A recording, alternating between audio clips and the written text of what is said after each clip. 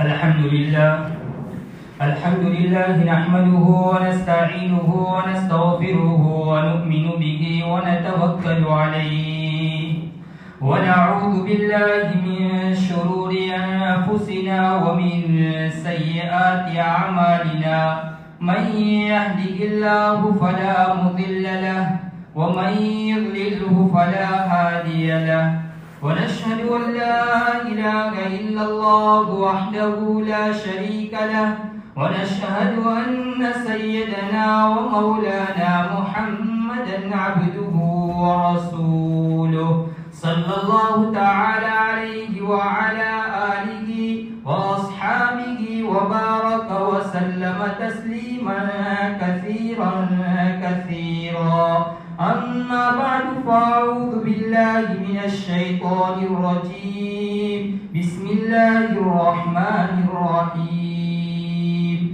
إنا أنزلناه في ليلة القدر وما أدراك ما ليلة القدر ليلة القدر خير من 1000 شهر تنزل الملائكة والروح فيها بإذن ربهم من كل أمر سلام هي حتى مطلع الفجر وقال النبي صلى الله عليه وسلم من قام رمضان إيمانا واحتسابا غفر له ما تقدم من ذنبه وقال النبي صلى الله عليه وسلم تحروا ليلة القدر في الوتر من 10 الأواخر من رمضان صدق الله العظيم. محترم بزرگوں اور دوستوں اور گھروں میں سننے والی میری معزز مائیں اور میری بہنیں، رمضان المبارک کا باسعادت اور بامبارک مہینہ چل رہا ہے. آج 18واں روزہ ہے اور رمضان المبارک کا یہ دوسرا عشرہ بھی اپنے اختتام کی طرف جا رہا ہے. 2 دن کے بعد یہ عشرہ بھی پورا ہو جائے گا، اس کے بعد تیسرا عشرہ شروع ہو جائے گا. ابھی تو ہم رمضان المبارک سے پہلے رمضان المبارک کے آمد کا انتظار کر رہے تھے اور آج رمضان المبارک کا دوسرا عشرہ بھی بالکل اختتام کے قریب پہنچ چکا ہے. اس تیسرے عشرے کے اندر میں 2 عبادت بڑی اہمیت کے حامل ہے. ایک تو اس میں اعتکاف کی عبادت ہے اور دوسری عبادت جو اس آخری عشرے میں جو سب سے بڑی اہمیت کے حامل ہے وہ ہے لیلۃ القدر. اس آخری عشرے کی فضیلت 3 وجوہ سے ہے. آخری عشرے کے اندر میں 3 وجہ سے فضیلت ہے. ایک فضیلت تو یہ ہے آخری عشرے کی کہ اس آخری عشرے کے اندر میں اعتکاف کی عبادت انجام دی جاتی ہے. اعتکاف کی عبادت ادا کی جاتی ہے اور چونکہ یہ عبادت رمضان المبارک کے آخری عشرے میں ادا کی جاتی ہے، پہلے اور دوسرے عشرے میں اس کا اتنا اہتمام نہیں ہوتا. دوسری فضیلت اس آخری عشرے کی یہ ہے کہ آخری عشرے کے اندر میں لیلۃ القدر ہے. جناب رسول اللہ صلی اللہ علیہ وسلم نے فرمایا تحروا لیلۃ القدر فی الوتر من 10 الاواخر من رمضان، کہ رمضان کے آخری عشرے کی طاق راتوں میں لیلۃ القدر کو تلاش کرو. تو لیلۃ القدر بھی چونکہ اس آخری عشرے کے اندر میں ہے اور وہ طاق راتوں میں ہے. رمضان المبارک کے اس آخری عشرے کی تیسری فضیلت یہ ہے کہ اس آخری عشرے کے اندر میں اللہ تبارک و تعالی نے قرآن کریم کا نزول فرمایا تھا. شہر رمضان الذی انزل فیہ القرآن ہدی للناس وبینات من الہدی والفرقان. تو اس آخری عشرے میں اللہ تبارک و تعالی نے قرآن کریم کو نازل فرمایا. اللہ کریم فرماتا ہے انا انزلناہ فی لیلۃ القدر، کہ ہم نے قرآن کریم کو لیلۃ القدر میں نازل فرمایا. وما ادراک ما لیلۃ القدر، تمہیں کیا معلوم کہ لیلۃ القدر کیا ہے؟ لیلۃ القدر خیر من 1000 شہر، لیلۃ القدر 1000 مہینوں سے بہتر اور افضل ہے. تنزل الملائکۃ والروح فیہا بإذن ربہم من کل امر. فرماتے ہیں اس رات کے اندر میں آسمان سے فرشتوں کا نزول ہوتا ہے. حضرت جبرائیل علیہ السلام اللہ کے حکم سے روئے زمین کے اوپر جلوہ افروز ہوتے ہیں. سلام ہی حتی مطلع الفجر. فرماتے ہیں یہ رات بڑی بابرکت ہے، بڑی برکت والی رات ہے. حتی مطلع الفجر کہاں تک؟ فرماتے طلوع فجر تک. تو اس آخری عشرے کے اندر میں 3 عبادتیں بڑی اہم ہے. نمبر 1 اعتکاف کی عبادت، نمبر 2 لیلۃ القدر کی عبادت، اور نمبر 3 فرماتے اس کے اندر میں قرآن کریم کا نزول ہوا. اس اعتبار سے آخری عشرے کی بڑی فضیلت ہے. اعتکاف کس کو کہتے ہیں؟ اعتکاف کہتے ہیں ٹھہرنے کو، روکنے کو. رمضان المبارک میں عبادت کی نیت کے ساتھ آخری عشرے میں اعتکاف کی نیت کے ساتھ روزے کی حالت میں ٹھہرنا، اس کو کہتے ہیں اعتکاف. اعتکاف کی 3 قسمیں ہیں. ایک اعتکاف ہے واجب، ایک ہے مسنون اور ایک ہے مستحب. اعتکاف واجب اس کو کہتے ہیں کہ کوئی شخص نظر مانے کہ میرا فلاں کام ہو گیا تو مجھے اگر اس میں کامیابی مل گئی تو میں اعتکاف کروں گا، تو اس شخص کے لیے روزے کے ساتھ اعتکاف کرنا واجب اور ضروری ہے.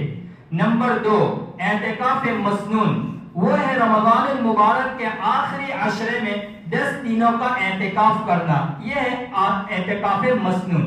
نمبر 3 اعتکاف مستحب، کہ انسان جب بھی مسجد میں آئے تو یہ نیت کرے کہ جتنی دیر میں مسجد میں روکا رہوں گا، ٹھہروں گا، میں اعتکاف کی حالت میں رہوں گا تو اس کو اعتکاف کا ثواب ملے گا. تو یہ اعتکاف کی 3 قسم ہے. نبی اکرم صلی اللہ علیہ وسلم نے جب مکہ المکرمہ سے آپ ہجرت کر کے مدینہ المنورہ تشریف لے گئے تو آپ نے 10 سال تک آپ نے مدینہ المنورہ میں اعتکاف فرمایا، سوائے 1 سال کے اس میں آپ نے اعتکاف نہیں فرمایا. جب غزوہ مکہ المکرمہ فتح ہوا سن ہجری 8 میں، جب سن ہجری 8 میں مکہ المکرمہ فتح ہوا تو اس سال نبی اکرم صلی اللہ علیہ وسلم سفر میں تھے اور آپ غزوے میں تھے، اس لیے آپ اس سال آپ نے اعتکاف نہیں کیا، ورنہ آپ نے پورے 10 سال مدینہ المنورہ کی زندگی میں اعتکاف کیا. بخاری شریف کے اندر میں امی جان عائشہ صدیقہ عفیفہ رضی اللہ تعالیٰ عنہ فرماتی ہے کہ ایک اور مرتبہ بھی ہے کہ جس سال آپ نے اعتکاف نہیں کیا تھا. اللہ کے حبیب علیہ السلام اعتکاف میں بیٹھے تو آپ نے جب فجر کے وقت آپ نماز کے لیے آپ اپنے حجرے میں سے باہر نکلے تو ایک کونے میں امی جان عائشہ صدیقہ رضی اللہ تعالیٰ عنہ کا حجرہ تھا. تو آپ کو دیکھ کر حضرت حفصہ نے بھی حجرہ تان دیا، اور حضرت حفصہ کو دیکھ کر حضرت زینب بنت جحش نے بھی حجرہ تان دیا. جب نبی اکرم صلی اللہ علیہ وسلم فجر کے وقت آپ باہر نکلے اور آپ نے یہ حجرے تانے ہوئے دیکھے تو آپ نے فرمایا یہ کیا بات ہو گئی؟ عورتوں کو تو چاہیے کہ اپنے گھروں کے اندر میں اعتکاف کرے، مسجد میں عورت اعتکاف نہ کرے. تو آپ نے ان کے اوپر خفگی اور ناراضگی ظاہر کرتے ہوئے آپ مسجد سے باہر نکل گئے اور آپ نے اس سال اعتکاف نہیں کیا تھا. نبی اکرم صلی اللہ علیہ وسلم جس سال دنیا سے آپ پردہ فرما گئے، آپ رخصت ہو گئے، اس سال آپ نے 20 دن کا اعتکاف کیا تھا، 20 دن کا. تو نبی اکرم صلی اللہ علیہ وسلم جب ہجرت کے بعد آپ نے مدینہ میں مسلسل آپ نے اس آخری عشرے کا اعتکاف کیا ہے. آخری عشرے کے علاوہ باقی دنوں میں بھی اگر کوئی شخص اعتکاف کرنا چاہے تو یہ اعتکاف کر سکتا ہے. میرے بھائیوں، اعتکاف کی عبادت بہت پہلے سے چلی آ رہی ہے. قرآن کریم میں اللہ تبارک و تعالی حضرت ابراہیم اور حضرت اسماعیل علیہ السلام کو حکم دیتے ہیں اور فرماتے ہیں، آپ اس سے اندازہ لگائیے کہ اعتکاف کی عبادت کتنی اہمیت کے حامل ہے کہ رب کریم اپنے خاص اور برگزیدہ پیغمبر اور اپنے خلیل، جن کو قرآن کریم میں اپنے خلیل کہا، وَاتَّخَذَ اللَّهُ إِبْرَاهِيمَ خَلِيلًا، اپنے جگری دوست کو کہا، وَعَهِدْنَا إِلَىٰ إِبْرَاهِيمَ وَإِسْمَاعِيلَ أَن طَهِّرَ بَيْتِيَ لِلطَّائِفِينَ وَالْعَاكِفِينَ وَالرُّكَّعِ السُّجُودِ. رب کریم حضرت ابراہیم اور حضرت اسماعیل کو حکم دیتے ہیں کہ تم بیت اللہ کی صفائی کا اہتمام کرو. بیت اللہ کی صفائی کا حکم دے رہے ہیں. کن کو حکم دے رہے ہیں؟ وقت کے نبی اور اپنے خلیل اور اپنے جگری دوست حضرت ابراہیم اور اسماعیل کو مسجد کی صفائی اور بیت اللہ کی صفائی کا حکم دے رہے ہیں. کن کے لیے؟ فرماتے ہیں طاہرا بیتی للطائفین والعاکفین والرکع السجود، کہ لوگ آئیں گے طواف کرنے والوں کے لیے حکم دیا کہ ان کے لیے بیت اللہ کی صفائی کا اہتمام کیا جائے. والعاکفین، اعتکاف کرنے والوں کے لیے حکم دیا جا رہا ہے کہ یہاں آ کر لوگ اعتکاف کریں گے تو بیت اللہ کی صفائی کرنے کا حکم دیا جا رہا ہے. والرکع السجود، رکوع اور سجدہ کرنے والوں کے لیے حکم دیا جا رہا ہے. اس آیت کریمہ سے ایک بات ہمیں سمجھ میں آئی کہ مسجد کی صفائی کا اہتمام کتنی زبردست چیز ہے کہ رب کریم حضرت ابراہیم جیسے اولو العزم پیغمبر کو قرآن کریم میں بہت سارے انبیاء کا تذکرہ ہے، لیکن تمام انبیاء میں سے سب سے اعلیٰ، سب سے افضل اگر کوئی نبی ہے تو وہ 5 ہے.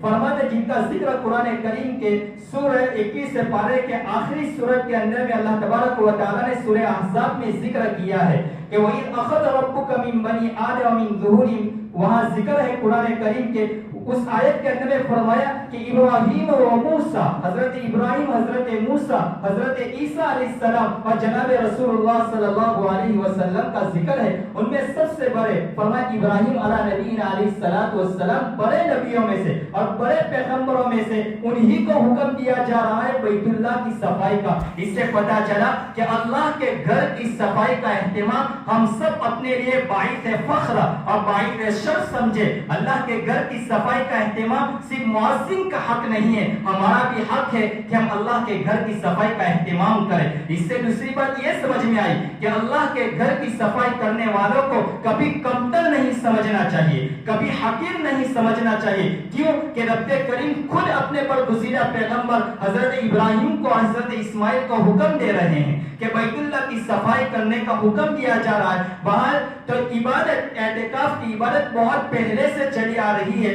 جب اللہ تبارک و تعالیٰ نے حضرت موسیٰ علیہ نبی علیہ السلام اور آپ کی قوم بنی اسرائیل کو فرعون کی قوم سے جب نجات دی اور فرعون کی قوم کو بحر کلثوم کے اندر انہیں غرق کر دیا اور موسیٰ علیہ السلام اور آپ کے بنی اسرائیل کو نجات دی. اب یہ لوگ جا رہے سمندر پار کرنے کے بعد اور راستے سے گزر رہے ہیں تو کچھ لوگوں کو دیکھا کہ وہ بچڑے کی پرستش میں لگے ہوئے ہیں. تو بنی اسرائیل نے حضرت موسیٰ علیہ نبی علیہ السلام سے فرمایا کہ اے موسیٰ، ہمارے لیے بھی کوئی ایسا معبود ہونا چاہیے کہ ہم بھی ان کے سامنے جھکے اور ان کی پرستش کریں. اس سے پتہ چلا کہ پہلے کے لوگ بھی اپنے لیے خاص وقت نکالتے تھے اور اپنے معبودوں کے سامنے جھکتے تھے. اور مشرکین مکہ بھی، آپ نے پڑھا ہوگا اور سنا ہوگا کہ مشرکین مکہ بھی اپنے بتوں کے سامنے، اپنے معبودوں کے سامنے جھکتے تھے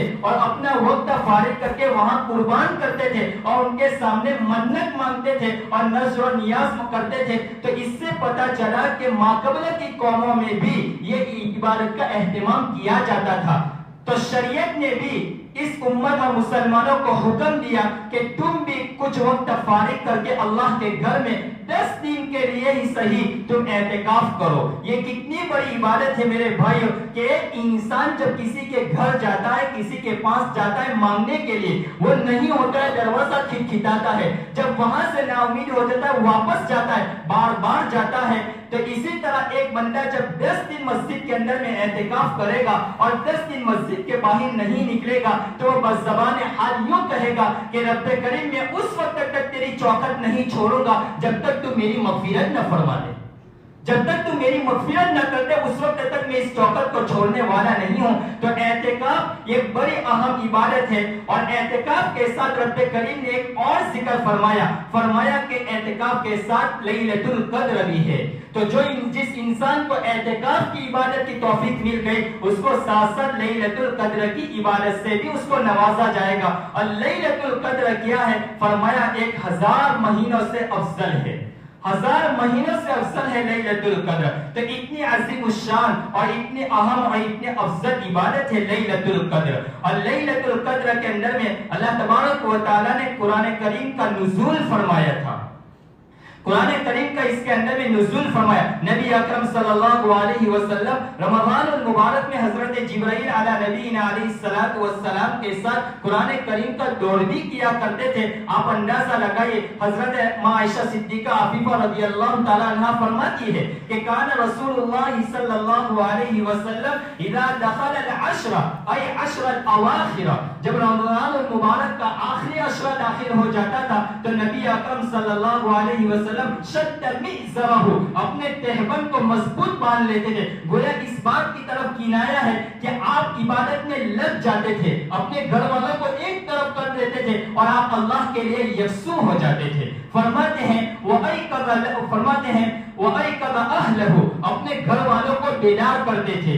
اللہ کے رسول صلی اللہ علیہ وسلم اپنے گھر والوں کو آخری عشرے میں بیدار کرتے تھے. میرے بھائیو, ہم دنیا کے نفع کے لیے تو اپنے گھر والوں کو ساتھ کرتے ہیں, دین کے نفع کے لیے اور آخرت کے نفع کے لیے بھی ان کو ساتھ کیا جائے, ان کو بیدار کیا جائے اور انہیں بھی کہا جائے کہ رمضان المبارک کا مہینہ ہے اور آخری عشرہ ہے, اس میں چند رکعتیں پڑھ لے, اللہ کی طرف رجوع کر لے. بہر رمضان المبارک میں نبی اکرم صلی اللہ علیہ وسلم بہت ہی زیادہ عبادت کا اہتمام کرتے تھے.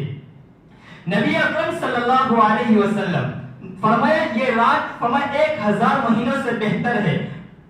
اِنَّا أَنزَلْنَاهُ فِي لَيْلَةِ الْقَدْرِ وَمَا أَدْرَاكَ مَا لَيْلَةُ الْقَدْرِ لَيْلَةُ الْقَدْرِ خَيْرٌ مِّنْ أَلْفِ شَهْرٍ. فرمایا یہ جو رات ہے وہ 1000 مہینوں سے بہتر ہے. نبی اکرم صلی اللہ علیہ وسلم نے صحابہ کرام کے سامنے بنی اسرائیل کے انبیاء حضرت ایوب علی نبینا علیہ الصلوۃ والسلام اور حضرت زکریا علی نبینا علیہ الصلوۃ والسلام, حضرت حزقیل علیہ الصلوۃ والسلام اور حضرت یوشع ابن نون, ان 4 نبیوں کا تذکرہ کیا اللہ کے حبیب علیہ الصلوۃ والسلام نے صحابہ کے سامنے. فرمایا انہوں نے 80 سال تک انہوں نے ایسی عبادت کی کہ پلک جھپکنے کے برابر بھی وہ اللہ کی عبادت سے غافل نہیں ہوئے.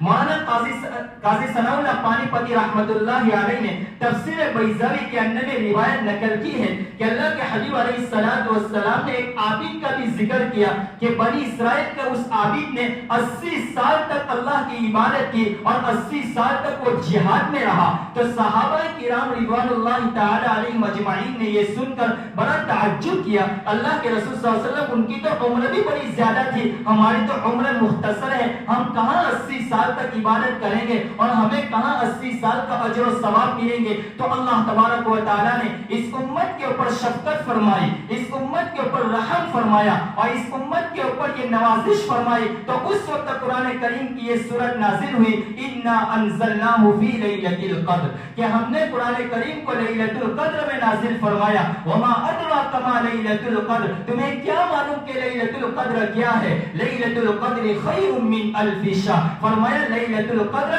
1000 مہینوں سے بہتر ہے. میرے بھائیو, جس انسان کو اعتکاف کی عبادت نصیب ہو گئی اور ساتھ میں جب اس کو لیلۃ القدر کی عبادت نصیب ہو گئی, اندازہ لگائیے کہ اللہ تبارک و تعالی نے 80 سال اور 1000 مہینے, 1000 مہینے کے 83 سال اور 4 مہینے ہوتے ہیں.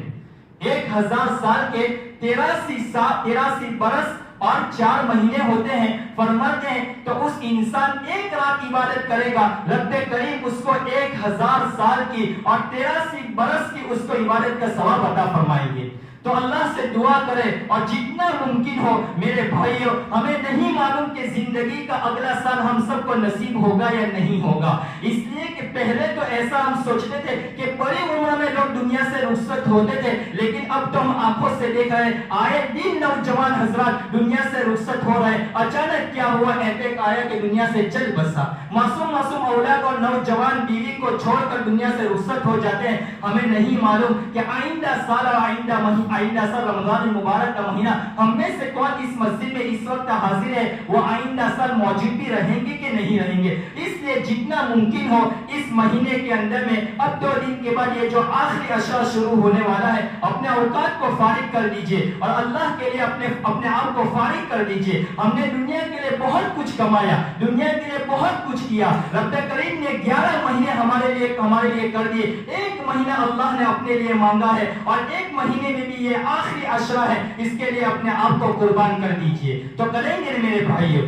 اپنے آپ کو فارغ کرو، امت کے لیے رو، اپنے لیے رو، اپنے گھر کے لیے رو۔ امت بڑے خستہ حال میں پڑی ہوئی ہے، امت رو رہی ہے۔ اگر تم بیٹھو گے امت کے لیے رو گے، امت کی بگڑی بن جائے گی، رب کریم تمہارے نامہ اعمال میں بے حساب اجر و ثواب لکھ دے گا۔ قیامت تک تمہاری قبر کے اوپر اللہ انوارات کی بارش برساتے رہے گا۔ اس لیے اس آخری عشرے کو فارغ کر دیجئے اور اس مسجد کو آباد کیجئے۔ پچھلے سال رمضان المبارک میں 6 آدمیوں نے اعتکاف کیا تھا، میں بھی اکثر اوقات یہاں گزرتا تھا، مجھے معلوم ہے وہ 6 افراد جو رات بھر یہاں بیدار ہوتے تھے، اللہ کے سامنے بڑے روتے تھے۔ میرے بھائیوں، تو ایک خوش نصیب انسان ہے کہ رب کریم نے جن کو اپنے اس گھر کے لیے فارغ کر دے۔ میرے بھائیوں، ہم دیکھتے ہیں کہ ان دنیا والوں نے، ان RSS نے، ان باطل طاقت نے ہم مسلمانوں کو گمراہ کرنے کے لیے اسی رمضان المبارک کے اندر میں IPL کو لا کر رکھ دیا۔ مسلمان مسجد میں تراویح پڑھتا ہے اور پیچھے موبائل کے اندر میں کھول کر اسکور دیکھتا ہے۔ کیا یہ رب کریم کے عذاب کو دعوت دینا نہیں ہے؟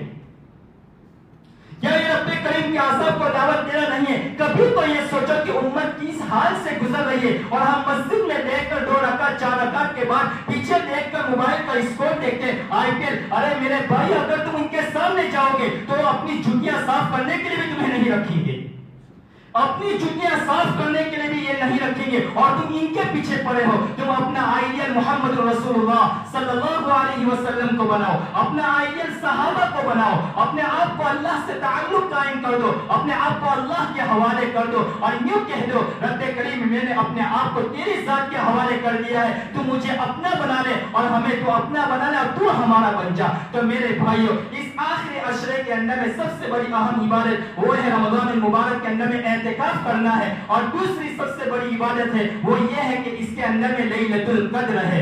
نبی اکرم صلی اللہ علیہ وسلم آپ گھر سے نکل رہے تھے، آپ لیلۃ القدر کی تعین بتلانے کے لیے کہ لیلۃ القدر کون سی رات میں ہے، آپ جب باہر نکلے تو 2 صحابی آپس میں ان کی تکرار ہو رہی تھی، جھگڑے ہو رہے تھے، تو نبی اکرم صلی اللہ علیہ وسلم انہیں چھڑانے کے لیے وہ لیلۃ القدر کی جو تعین تھی وہ بھلا دی گئی۔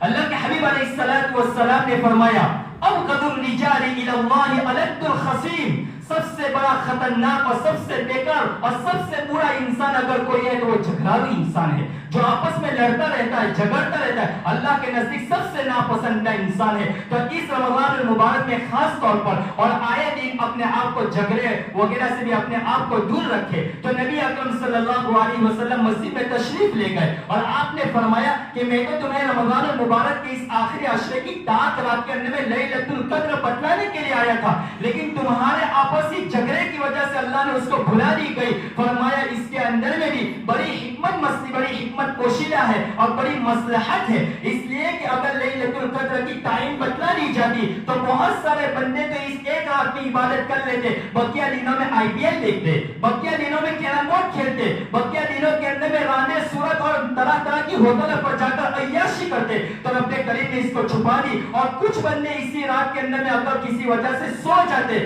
تو اللہ تبارک و اس کو افسوس رہتا، تو اللہ تبارک و تعالیٰ نے ان آخری عشرے کے اندر میں 21 23 25 27 29 ان راتوں کے اندر میں اللہ تعالیٰ نے لیلۃ القدر کو پوشیدہ رکھا ہے۔ فرمایا ان راتوں کے اندر میں تم لیلۃ القدر کو تلاش کرو۔ تو میرے بھائیوں، ان آخری عشرے میں لیلۃ القدر اور اعتکاف کی عبادت کو بڑی اہمیت کے حامل ہے، اس کو انجام دی جائے۔ اب اس آخری عشرے میں کون کون سی عبادتیں کی جائیں؟ محدثین لکھتے ہیں اور مفسرین لکھتے ہیں کہ 4 عبادت بڑی اہتمام سے کی جائے اس آخری عشرے میں۔ نمبر 1، اس آخری عشرے کے اندر میں نوافل کا خوب اہتمام کیا جائے۔ نمبر 2، قرآن کی تلاوت کی جائے، اور خاص طور پر قرآن کی تلاوت اس لیے کی جائے کہ آخری عشرے کے اندر میں رب کریم نے قرآن کریم کا نزول فرمایا تھا، قرآن کریم کو لوح محفوظ سے اتارا تھا اس آخری عشرے میں۔ اور نمبر 3، اس آخری عشرے کے اندر میں اذکار، ذکر و اذکار کیا جائے۔ اور نمبر 4، اس آخری عشرے کے اندر میں دعاؤں کا خوب اہتمام کیا جائے، صلاۃ التسبیح پڑھی جائے، صلاۃ الاستغفار کیا جائے، خاص طور پر استغفار کا کثرت سے اہتمام کیا جائے، اور فرماتے صلاۃ التوبہ کا اہتمام کیا جائے، اور خوب روئے اللہ کے سامنے۔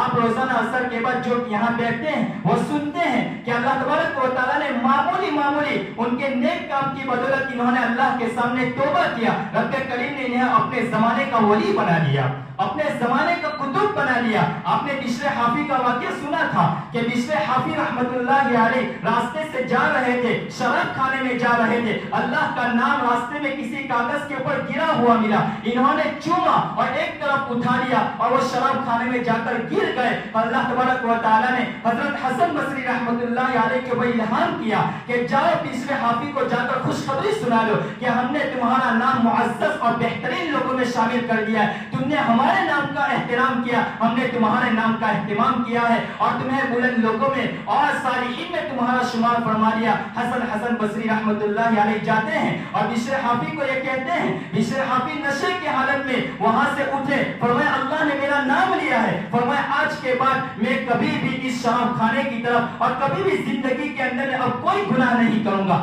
آج کے دن میں سچی توبہ کرتا ہوں، اللہ سے معافی مانگتا ہوں۔ پھر وہ کیا وقت آیا کہ محدثین اور مفسرین نے اپنی کتابوں میں جب توبہ کرنے والوں کا ذکر کیا، ان میں نمایاں فہرست کے اوپر اگر کسی کا نام ہے تو بشر حافی کا نام ہے۔ پھر بشر حافی نے جب دیکھا کہ قرآن کریم میں تو ہے وَالْأَرْضَ فَرَشْنَاهَا فَنِعْمَ الْمَاهِدُونَ کہ اللہ نے زمین کو فرش کہا ہے، فرمایا مجھے یہ زیب نہیں دیتا کہ میں اپنے پاؤں کے اندر میں چپل پہن کر گھوموں، فرمایا میں چپل نہیں پہنوں گا۔ پھر بشر حافی جس جگہ سے گزرتے تھے اللہ اس زمین کے اوپر اگر گندگی ہوتی تو اللہ اس زمین کو یہ حکم دیتے میرا بندہ بشر حافی آ رہا ہے، اے زمین اس ناپاکی کو اپنے اندر نگل لے۔ تو میرے بھائیو اس آخری عشرے کے لیے اپنے آپ کو قربان کر دیجئے، اور خوب زیادہ تعداد کے اندر میں دوسرے گاؤں کے اندر میں لوگ زیادہ تعداد میں اعتکاف میں بیٹھتے ہیں، ہماری بستی میں زبردستی بٹھانا پڑتا ہے۔ اپنے شوق اور اپنے اوقات کو فارغ کر کے اللہ کے گھر میں آ جائیے، اللہ کے سامنے روئے، فلسطین، غزہ اور ان کے شام کے مظلومین کے لیے خوب روئے، ان کے لیے خود دعائیں کرے۔ اللہ تبارک و تعالیٰ مجھے اور آپ کو ان کہی سنی باتوں کے اوپر عمل کرنے والا بنائے۔ وآخر دعوانا الحمد للہ رب العالمین۔